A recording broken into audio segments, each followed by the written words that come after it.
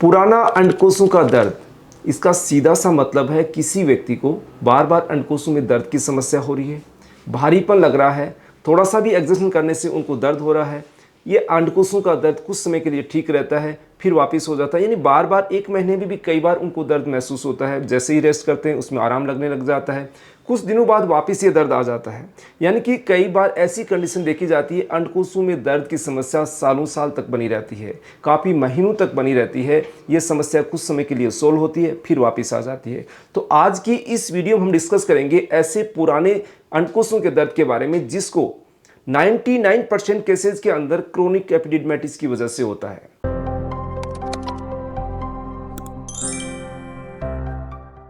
अब एपिडिडमाइटिस की समस्या हमारे वीडियोस अलग अलग आए में हैं। एक होती है एक्यूट एपिडिडमाइटिस और दूसरा आज जिसके बारे में बात कर रहे हैं वो क्रोनिक एपिडिडमाइटिस। क्रोनिक एपिडिडमाइटिस का यही मतलब है कि आपकी एपिडिडमाइटिस की समस्या पुरानी हो चुकी है, उसको एक समय निकल चुका है। यानी कि अगर 4 से 6 हफ्ता आपको दर्द की समस्या है तो ये इसका मतलब उसके बाद का समय आपकी क्रोनिक एपिडिडमाइटिस में काउंट होता है। यानी कि मैं तो ये कह सकता हूँ कि 99% जो अंडकोशों में दर्द की समस्या है वो आपके क्रोनिक एपिडिडमाइटिस की वजह से ही है। आप उसको डायग्नोस करवाएंगे, उसकी जांचें करवाएंगे। जांचों में कई बार आपने देखा होगा कि अल्ट्रासाउंड में कुछ भी नहीं आता है। किसी व्यक्ति को हल्का दर्द रहता है, किसी व्यक्ति को भारीपन रहता है, कई बार डिस्कम्फर्ट रहता है, लेकिन उनका ध्यान उस चीज़ की तरफ जरूर जाता है कि अंडकोश में उनको ये समस्या है। तो सबसे पहले जानते हैं कि ये अंडकोशों की समस्या को आप कैसे पहचान पाएंगे। मान लीजिए आपके अंडकोशों के पीछे वाले हिस्से के अंदर आपकी जो गोलियां हैं, आपके टेस्टिस हैं, उनके पीछे वाले हिस्से में आप छुएंगे तो एक नस सी फुली हुई नजर आएगी आपको। वहाँ पर रेडनेस हो सकती है, स्वेलिंग हो सकती है, वहाँ पर टच करने से दर्द होगा। या फिर एक खास सिम्टम है, चाहे एक्यूट हो चाहे आपका क्रोनिक एपिडिडमाइटिस हो, जैसे ही आपका सीमन रिलीज होता है, इजेकुलेट होता है, उसके बाद आपको राहत मिलने लग जाती है। इसका मतलब आपको ये कंफर्म हो गया है कि आपको क्रोनिक एपिडिडमाइटिस ही है। अब मान लीजिए आपको एपिडिडमाइटिस है, उसके कारण को जानना यहाँ पर इतना इंपॉर्टेंट नहीं है क्योंकि ये समस्या आपकी क्रोनिक हो चुकी है। लेकिन उससे पहले हम शॉर्ट में बात कर लें कि ये समस्या आपको डेवलप क्यों हुई थी। हर व्यक्ति के दिमाग के अंदर ये क्यूरी रहती है, ये आशंका रहती है कि ये समस्या मेरे को क्यों हुई, सबको क्यों नहीं होती। इसका कारण है कि हो सकता है बार बार आपको यूरिनरी ट्रैक्ट इन्फेक्शन हुई हो सकता है आपने अनप्रोटेक्टेड सेक्स किया हो सकता है आपको पुरानी कोई चोट लगी हुई हो, कोई आपको इंजरी हुई हो, या आपका कभी ऐसा ऑपरेशन हुआ हो। वेसेक्टोमी करते हैं या जो स्टेरिलाइजेशन का ऑपरेशन करते हैं, उसकी सर्जरी की वजह से भी कई बार आपको अंडकोशों में पुराना दर्द रह सकता है। तो ये मोटे मोटे इसके कारण हो सकते हैं। अब मैंने इसको पहचानने के बारे में आपको बता दिया कि आपको लंबे समय से बार बार दर्द हो रहा है, रह के दर्द होता है, फिर ठीक हो जाता है, या फिर आप कुछ ट्रीटमेंट लेते हैं वो सेटल हो जाता है, फिर वापस दर्द होने लग जाता है। तो ये समस्या आपको सालों साल तक परेशान करती है। हमारे पास ऐसे बहुत सारे मरीज आते हैं जो पुराने दर्द को लेकर परेशान रहते हैं। इवन मरीज यहाँ तक कह देता है कि साहब मैं मर जाऊँ तो बेहतर है, इस दर्द से मैं इतना परेशान हो चुका हूँ कि ये दर्द मेरे को बार बार परेशान करता है। दर्द की दवाइयाँ कितनी खाऊंगा, दर्द की गोलियाँ कितनी खाऊंगा, कैसे अब मैं इस, यानी कि उसका काम या उसका वर्क उससे ज़्यादा इफेक्ट होने लग जाता है। तो ये समस्या आपने देखा होगा कि दर्द की दवाइयाँ खा लेते हैं, दवाइयाँ पूरा सारा ट्रीटमेंट ले लेते हैं, बार बार एंटीबायोटिक खाते हैं, लेकिन ये दर्द आपको पीछा छोड़ने का नाम ही नहीं लेता। तो आज की इस वीडियो में बताएंगे कुछ ऐसे मैनेजमेंट के तरीके जिससे आप पुराने से पुराने दर्द को आसानी से ठीक कर सकते हैं, और कुछ ऐसी दवाइयाँ आपको सुझाएंगे जो आपकी इस चीज़ में मदद कर सकती है।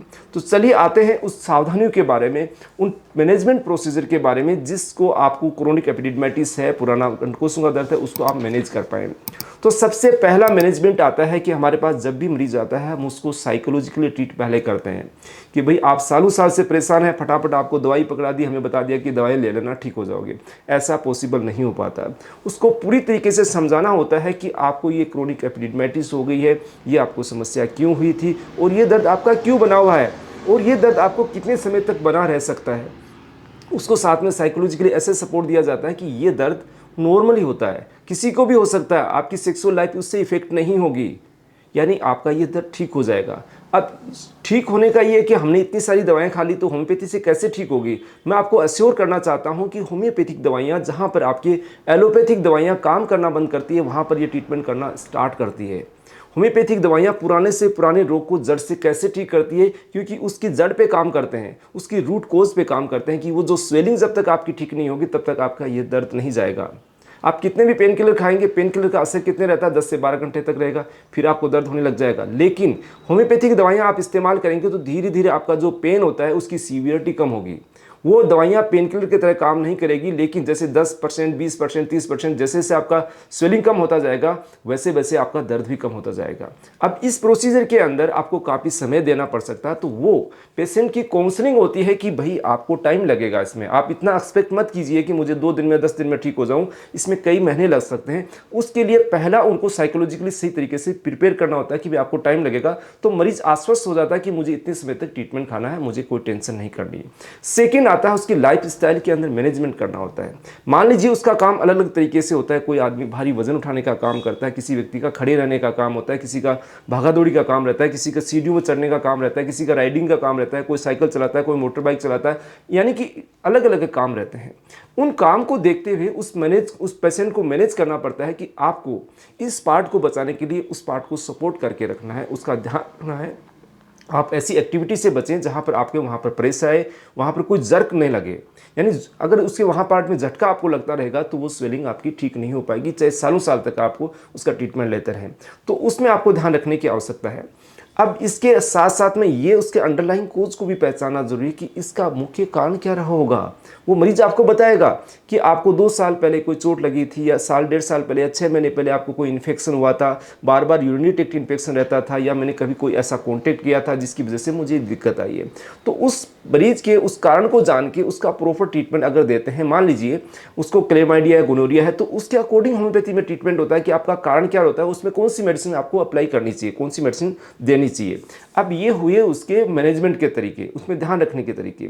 अब बात करते हैं कि होम्योपैथिक मेडिसिन इसके अंदर आपको परमानेंटली ठीक कैसे कर पाएगी। आप सोचेंगे मैं तो सालों साल ट्रीटमेंट ले चुका हूँ, कई महीनों तक ट्रीटमेंट ले चुका हूँ, वो दवाइयाँ ठीक नहीं कर पा रही, तो आपकी होम्योपैथी दवाइयाँ कैसे ठीक कर देगी। मैंने अभी बताया ना कि ये रूट कोज पे वर्क करती है, आपके मेन जो मूल कारण है उसको ठीक करने की कोशिश करती है, तभी ये चीज़ परमानेंट ठीक हो पाती है। और उसकी प्रोसेस के अंदर कुछ टाइम आपको स्पेंड जरूर करना होता है, टाइम देना पड़ता है, डॉक्टर पे विश्वास बनाना पड़ता है, उसके ट्रीटमेंट पे आपको बिलीव करना होता है।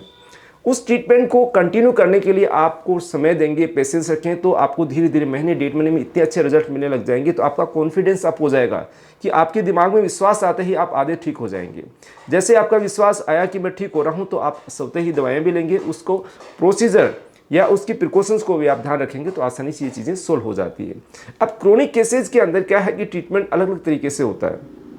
आपका रूट कोज क्या है, कई बार क्या होता है कि क्रोनिक केसेज के अंदर जो जांघ की जो गिल्टियाँ होती है, लिम्फ क्लेंट्स होती है, उनके अंदर भी स्वेलिंग आ जाती है, वहाँ पर भी दिक्कत होने लग जाती है। तो उनके अंदर मैनेजमेंट में भी हम बताते हैं कि कुछ पेल्विक फ्लोर एक्सरसाइज भी बताते हैं, या उनको ध्यान रखिए, आप ऑनलाइन देख के भी उस चीज़ को कर सकते हैं। लेकिन होम्योपैथिक जो मेडिसिन होती है वो आपकी रूट कोज को करने के लिए कुछ ऐसी क्रोनिक इफेक्टिव, जो कहने का मतलब लंबे समय तक आपको स्वेलिंग को कम करने की दवाइयाँ हैं। तो मैं 2 मेडिसिन ऐसी आपको सुझाना चाहूँगा जिनको आपको क्रोनिक एपिडिडमाइटिस की समस्या है। तो पहली मेडिसिन है बेलिस पेरेनिस, जहाँ पर आपको डीप कोई इंजरी की वजह से या डीप मसल्स के अंदर पेन या खिंचाव या डिस्कम्फर्ट की समस्या रहती है, आप बेलिस पेरेनिस का यूज़ कर सकते हैं। इसकी 200 पावर का आप यूज़ कीजिएगा, बहुत अच्छे रिजल्ट आपको मिलेंगे। सेकेंड जो मेडिसिन होती है आर्निका मोंटाना। आर्निका मोंटाना भी आपकी इंजरी से रिलेटेड है, किसी भी तरीके की कोई चोट पहले लगी हो, उसकी वजह से दर्द आपको आज हो रहा, तो आर्निका मोंटाना का आप इस्तेमाल कर सकते हैं। एक खास मोस्ट है इंटरकरेंट मेडिसिन जिसको हम यूज़ करते हैं, हर मेडिसिन को पेशेंट को सजेस्ट भी करता हूँ, वो मेडोरिनम। एंटीसाइकोटिक यानी कि जिसकी कह सकते हैं हम एंटीसाइकोटिक की मेडोरिनम एक ऐसी दवा है जहां पर आपकी पुरानी सूजन आ रखी है, पुरानी नसों के अंदर दर्द की समस्या है, आपको एपिडिडमाइटिस क्रोनिक हो चुकी है, उसमें दर्द की समस्या कंटिन्यू बनी हुई है, डिस्कम्फर्ट बना हुआ है, इरिटेशन आपको रहता है, बार बार दर्द की समस्या रहती है, तो इस मेडिसिन को इंटरकरेंट मेडिसिन के रूप में यूज़ कर सकते हैं। यानी ये एक ऐसी दवाइयाँ हैं जो आपके पुराने से पुराने एपिडिडमाइटिस को ठीक कर सकती हैं। ये जानकारी अगर आपको अच्छी लगी तो लाइक ज़रूर कीजिएगा। मिलते हैं नई जानकारी और वीडियोज़ के साथ। धन्यवाद फ्रेंड्स।